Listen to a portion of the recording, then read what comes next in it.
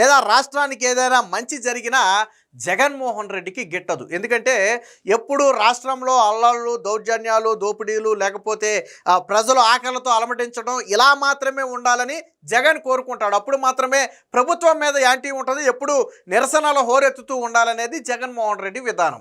So అలా కాకుండా అందుకు భిన్నంగా ఆంధ్రప్రదేశ్లో ఏదైనా మంచి జరిగితే జగన్మోహన్ రెడ్డికి ఇబ్బంది.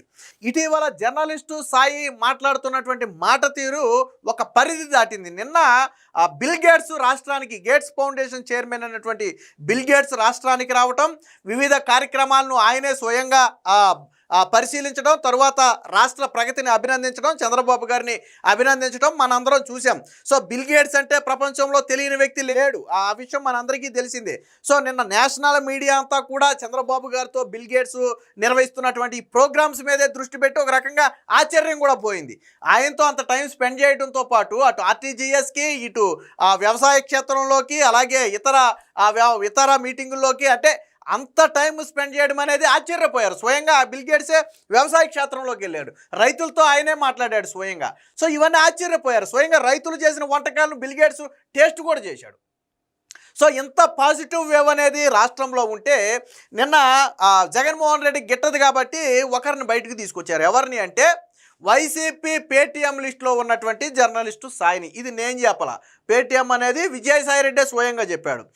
అప్పటి వరకు ఏదైతే వైసీపీ పార్టీ పెయిడ్ చేసే యూట్యూబ్ ఛానల్స్ ఉన్నాయో అందులో ఈ ఛానల్ కూడా ఒకటి, జర్నలిస్టు సాయి ఛానల్ కూడా ఒకటి. ఇది స్వయంగా విజయసాయిరెడ్డి చెప్పాడు కాబట్టి నేను పేటీఎం తీసుకునే జర్నలిస్ట్ అని ఎందుకు అన్నానంటే అందుకే అన్నాను. నిన్న చాలా తీవ్రమైన వ్యాఖ్యలు చేశాడు. మరి ఒక రకంగా రాష్ట్ర ప్రభుత్వం ఏమైనా చర్యలు కూడా తీసుకుంటుందేమో మరి వేచి చూడాలి. ఏంటంటే సరే ఆ వీడియో మన దగ్గర అయితే ఉంది కానీ మనం ప్లే చేసి చూపించకూడదు, కాపీరైట్స్ ఇష్యూ ఉంటాయి కాబట్టి ప్లే చేసి చూపించలేదు. జర్నలిస్టు సాయి ఛానల్లో ఉండే ఉంటుంది, మీరు మరి ఉందా డిలీట్ చేసేయడం మనకైతే తెలియదు కానీ సోషల్ మీడియాలో అయితే తిరుగుతుంది. ఏమని మాట్లాడాడు అంటే బిల్ గేట్స్ అనే ఒక వ్యక్తిని ఏకంగా దేశద్రోహిగా చిత్రీకరించి మాట్లాడినటువంటి వ్యక్తి జర్నలిస్టు సాయి. బిల్ గేట్స్ అనే ఒక వ్యక్తి ప్రపంచాన్ని పట్టి పీడిస్తున్నటువంటి చీడలాగా ఆయన్ని పోల్చి మాట్లాడినటువంటి వ్యక్తి సాయిరెడ్డి. సో ఎంత దారుణమైనటువంటి మాటలు అంటే ఏంటి, బిల్ గేట్స్ మీద ఎందుకు ఇంత వ్యతిరేకత నాకు అర్థం కాల. బిల్ గేట్స్ అనే ఒక వ్యక్తి అంట ప్రపంచ ఆరోగ్య రంగానికి పట్టినటువంటి ఒక పీడలాగా ఆయన మాట్లాడటం జరిగింది. అసలు బిల్ గేట్స్ అంటేనే ఆయన సేవా కార్యక్రమాలు అలాగే డెవలప్మెంట్కి సంబంధించినటువంటి వ్యక్తి. సాధారణంగా బిల్ గేట్స్ అంటే మనకి మైక్రోసాఫ్ట్ గుర్తు వస్తుంది. ఇప్పుడు ప్రధానంగా ఆయన ఫౌండేషన్ ఏంటంటే ఆరోగ్య రంగంలో కీలకమైనటువంటి ప్రాజెక్టులు చేపట్టింది. అందులో ఒక ప్రాజెక్టు సంజీవని ప్రాజెక్టులో మన ఆంధ్రప్రదేశ్ భాగస్వామ్యం ఆల్రెడీ కుప్పంలో ఇంప్లిమెంట్ కూడా జరుగుతుంది. సో అంటే ప్రపంచానికి అంటే ఆరోగ్య రంగానికి ఈయన చేసినటువంటి దీని గురించి ప్రపంచమే గొప్పగా చెబుతుంటే ఇక్కడ సాయి మాత్రం చాలా నీచంగా పోల్చి మాట్లాడాడు. సో ఎంత దారుణమైన విషయం అంటే మీరు ఒకసారి ఆ మాటలు వింటే మీకు అర్థమవుతుంది. ఎందుకు ఇంత అక్కసు నాకు అర్థం కాల. బిల్ గేట్స్ని ఏకంగా దేశద్రోహి లాంటి వ్యక్తిని తీసుకొచ్చి ఎందుకు చంద్రబాబు నాయుడు నెత్తి మీద పెట్టుకుంటున్నాడు. ఒకప్పుడు మైక్రోసాఫ్ట్ అంటే అందరూ అభినందించారు, కానీ ఈరోజు ఆరోగ్య రంగానికి అంటే అసలు వ్యాధులు సృష్టిస్తున్నదే ఆయన అన్నట్టుగా మాట్లాడాడు. అంటే ఇంత నీచంగా ఎందుకు దిగజారి మాట్లాడాడు నాకు అర్థం కాల. ఒక పక్క బిల్ గేట్స్ రాక రాష్ట్రానికి ఒక వరం లాంటిది, ఇది మరింత రాష్ట్రానికి పెట్టుబడులకు మరింత ఊతాన్ని ఇస్తుంది అని చెప్పి ప్రపంచమే మాట్లాడుకుంటుంటే ఆ బిల్ గేట్స్ అనే ఒక వ్యక్తిని అత్యంత నీచంగా చిత్రీకరించి మాట్లాడటం అనేది నాకు పాలుపోవట్లేదు అసలు. మరి దీని మీద రాష్ట్ర ప్రభుత్వం చర్యలు తీసుకోవాలి. ఎందుకంటే ఇప్పుడు అలాంటి వ్యక్తి ఆంధ్రప్రదేశ్ వచ్చినప్పుడు ఇలాంటి వాళ్ళు ఏకంగా దేశద్రోహి అనే పదాన్ని కూడా వాడాడు. దేశానికే దేశద్రోహి లాంటి పదం వాడాడు. అలాంటి పదాలు ఎవరికి వాడతాం మనం తెలుసు కదా. సో దేశద్రోహి పదం లాంటి పదం బిల్ గేట్స్కి వాడటం అంటే నాకు అర్థం కాల. అంటే బిల్ గేట్స్ అనే ఒక వ్యక్తి ఆరోగ్య రంగంలో ఆయన కొన్ని ప్రాజెక్టులు చేస్తున్నాడు, కానీ వీళ్ళనేది ఏంటి, అసలు ఆయన వల్లే ఒక వ్యాక్సిన్ కోసం ప్రపంచాన్ని నాశనం చేసినటువంటి వ్యక్తి అని చెప్పి బిల్ గేట్స్ మీద ఒక అభాండం కూడా వేశాడు. వాస్తవానికి ఇవన్నీ ఎక్కడా కూడా ప్రూవ్ అయినాయి కాదు. ఎవరో ఎంత నీచంగా మాట్లాడాల బిల్ గేట్స్ గురించి. బిల్ గేట్స్ అంటే మొదటి గుర్తొచ్చేదే మనకి హ్యూమానిటీ ఫస్ట్ థింగ్లో. మరి ఎందుకు నిన్న జర్నలిస్టు సాయికి ఇంత అక్కసు పొడుచుకొచ్చిందంటే మేబీ జగన్మోహన్ రెడ్డి రంగంలో దింపుంటాడు. ఆల్రెడీ ఒక పక్క పాజిటివ్ తన్నుకుంటూ వస్తుంది కాబట్టి బిల్ గేట్స్ మీద తీవ్రమైన వ్యాఖ్యలు చేసి దాన్ని డౌన్ చేయాలి. బిల్ గేట్స్ అనే వ్యక్తి రాష్ట్రానికి రావటం వల్ల లాభం కంటే నష్టమే ఎక్కువ జరుగుతుందనే విషయాన్ని ప్రజలకి చెప్పాలనుకున్నాడేమో నాకు అర్థం కాల.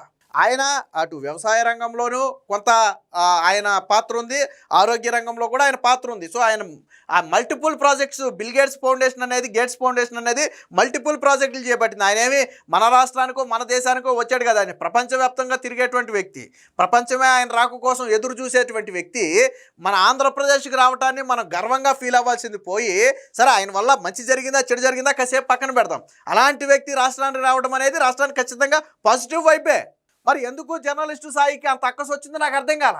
అంటే వైద్య రంగాన్ని మొత్తాన్ని ఈయనే చేతుల్లో పెట్టుకుని ఆడిస్తున్నాడు అన్న స్థాయిలో వ్యాఖ్యలు చేశాడు. పోనీ ఫలానా ఇదిగో ఇది రీజన్, నేను గేట్స్ విమర్శించడానికి ఇది రీజన్, ఆయన చేసిన ఈ పని వల్ల ఇదిగో ఇంతమందికి నష్టం జరిగింది, లేదా దీనివల్ల వీళ్ళు సఫర్ అయ్యారు అని ఏదైనా ఒకటి చెప్పుండుంటే బాగుండేది. అలాంటివేవి కూడా చెప్పకుండా గేట్స్ మీద ఆ స్థాయి నిందలు, ఆ స్థాయి ఆరోపణలు చేసి మాట్లాడటం అనేది నాకు తెలిసి జగన్మోహన్ రెడ్డి రంగంలో దింపుంటాడు. మొదట్లో విజయసాయి రెడ్డి ఒక మాట చెప్పాడు కదా, ఆ మాటకి నిజం చేసినట్టుగా మారింది. విజయసాయి రెడ్డి ఏమన్నాడు చూద్దాం, వినండి ఒకసారి. విజయసాయి రెడ్డి సపరేట్ పార్టీ పెట్టి దానికి చంద్రబాబు మద్దతు తీసుకుని నాయుడు గారి దగ్గర నుంచి నేను ఆర్థిక సహాయం పొంది ఆయనలో ఒక భాగస్వామిని అయిపోతాను అని ఒక ఆరోపణ చేశాడు. ఆయనకి ఎవరు చెప్పారో నాకైతే తెలియదు. ఈ జర్నలిస్ట్ సాయి స్వీయ పరిజ్ఞానాన్ని ఉపయోగించి ఈ జర్నలిస్ట్ సాయి అనేటటువంటి వ్యక్తి వైఎస్ఆర్సీపీ పేటిఎం బ్యాచ్ ఎవరికైతే మంత్లీ పే చేస్తున్నారో యూట్యూబ్ ఛానల్స్ కి, దాంట్లో ఒక వ్యక్తి.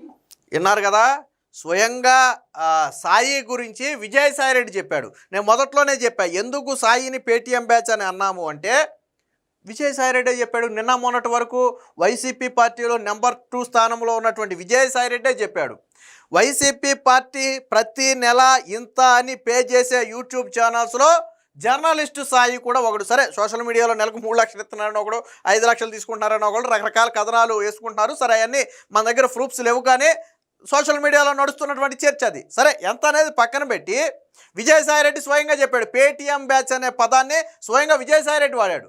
మీరు నేను చెప్తే అబద్ధం కావచ్చు, కానీ ఆ పార్టీలో నిన్న మొన్నటి వరకు ఆ నెంబర్ 2 స్థానంలో ఉండి సోషల్ మీడియా మొత్తాన్ని సింగిల్ హ్యాండ్తో మెయింటైన్ చేసినటువంటి విజయసాయి రెడ్డికి తెలీదా ఆ జర్నలిస్టు సాయి అనే వ్యక్తి ఎవరో? ఆయన క్లియర్గా చెప్పాడు, వైసీపీ పార్టీ నెల నెల పే చేసే యూట్యూబ్ ఛానల్స్లో జర్నలిస్ట్ సాయి కూడా ఒకడు. బహుశా ఈ జర్నలిస్ట్ సాయిని ఎందుకు పెంచి పోషిస్తున్నారు అంటే, ఎందుకు నెల నెలా డబ్బులు ఇస్తున్నారు అంటే, రాష్ట్రంలో జరిగే ప్రతి మంచి కార్యక్రమాన్ని విమర్శించడమే జర్నలిస్టు సాయి ఉద్దేశం. మచ్చుకి కూడా చంద్రబాబు శభాష్ ఈ పని చేశాడు అని ఈవెన్ గూగుల్ డేటా సెంటర్ వచ్చినప్పుడు కూడా అభినందించిన పరిస్థితి. సరే, ఇప్పుడు గేట్స్ అంటే నువ్వేదో వ్యాఖ్యలు చేసావు, గూగుల్ డేటా సెంటర్ రావడం వల్ల నీకు వచ్చిన నష్టం ఏంటి? గూగుల్ డేటా సెంటర్ పైగా దాని మీద విమర్శలు చేసే ప్రయత్నం, దానికి విద్యుత్ ఎక్కువ ఖర్చు అవుద్ది, పర్యావరణం ఎక్కువ నష్టపోద్దని విమర్శలు చేసే ప్రయత్నం చేసినటువంటి పరిస్థితి. అంటే రాష్ట్రంలో జరిగే ప్రతి మంచిని కూడా చెడుగా చూపించాలి. రాష్ట్రంలో పొరపాటుని ఎక్కడైనా ఏదైనా ఒక చిన్న అవాంఛనీయ ఘటన జరిగితే దాన్ని భూతద్దంలో పెట్టి ప్రజలకు చూపించాలి. ఎక్కడైనా చిన్న ఘటన జరిగితే, ఎక్కడైనా ప్రభుత్వ సేవా లోపం ఏర్పడితే, లేదా ఎక్కడైనా రాజకీయాల్లో కొంత లోపం ఏర్పడితే దాన్ని భూతద్దంలో పెట్టి చూపించడం కోసమే జర్నలిస్టు సాయిని వాడతారు. అలాంటి జర్నలిస్ట్ సాయిని నిన్న వచ్చినటువంటి పాజిటివ్ని తగ్గించడం కోసం వాళ్ళు చేసిన ప్రయత్నం. సరే, గేట్స్ మీద విమర్శలు చేయటం అంటే, సరే ఆయన వల్ల పెద్ద రాష్ట్రానికి ఉపయోగం ఏమి ఉండదో, ఎప్పుడో మైక్రోసాఫ్ట్ ఉపయోగం ఉంది, ఇప్పుడు లేదు, ఆ టైప్ విమర్శలు ఓకే. సరే, ఆయన చంద్రబాబు నాయుడు తీసుకొచ్చి నెత్తిన పెట్టుకున్నాడు, కానీ పెద్దగా ఉపయోగం ఉండదు అంటే అక్కడ వరకు ఓకే, అదొక రకమైనటువంటి కామెంట్స్. కానీ ఆయన్ని దేశద్రోహి లాంటి పదాలతో పోల్చి, ఆయన ఒక రాష్ట్రానికి పట్టి పీడిస్తున్న చీడలాగా పోల్చి, ప్రపంచాన్ని ఏదో వైద్య రంగం మొత్తాన్ని ఆయనే నాశనం చేశాడని ఈ టైప్ ఆఫ్ కామెంట్స్ అనేవి చాలా తప్పు. కానీ చేశాడు. ఎవరు చేశారు? సాయి చేశాడు. ఎందుకు చేశాడు అంటే, నిన్న వచ్చిన పాజిటివ్ తగ్గించాలి. ఆల్రెడీ ఎప్పుడైతే గూగుల్ డేటా సెంటర్ ఆంధ్రప్రదేశ్కు వచ్చిందో ప్రపంచమే మన వైపు చూసింది. సో ఇప్పుడు గేట్స్ ఆంధ్రప్రదేశ్కు వచ్చి పైగా నిన్న చంద్రబాబు గారిని పొగట్టడం అనేది పాపం వీళ్ళకి నచ్చలా. చంద్రబాబు నాకు ఓల్డ్ ఫ్రెండ్, ఈయన లాంటి వినూత్న ఆలోచనలు ఉన్నటువంటి వ్యక్తిని నేను ప్రపంచంలో ఎక్కడా చూడలేదు, ఒక సింగపూర్ ప్రధాని మాత్రమే చంద్రబాబు గారి ఆలోచనలతో సరితూగుతాడు, ఆయన కూడా అంతే వినూత్నంగా ఆలోచించి ఒక 10-15 ఏళ్ళు ముందుంటాడు ఆయన. అలాంటి ఆలోచనలు ఒక చంద్రబాబులో చూసాను తప్ప మిగతా నాయకుల్లో ఎక్కడ నాకు కనపడలేదని, అంటే ఆయన మీద పొగిడితే అది వీళ్ళకి నచ్చలా. అదేమి బిల్ గేట్స్కి మీరు నేను పొగడమని చెప్తే పొగిడే వ్యక్తి కాదు ఆయనేమి. ఆయనకేమి ప్రశంసలో పొగడతలో ఆయనకేం కొత్త కాదు.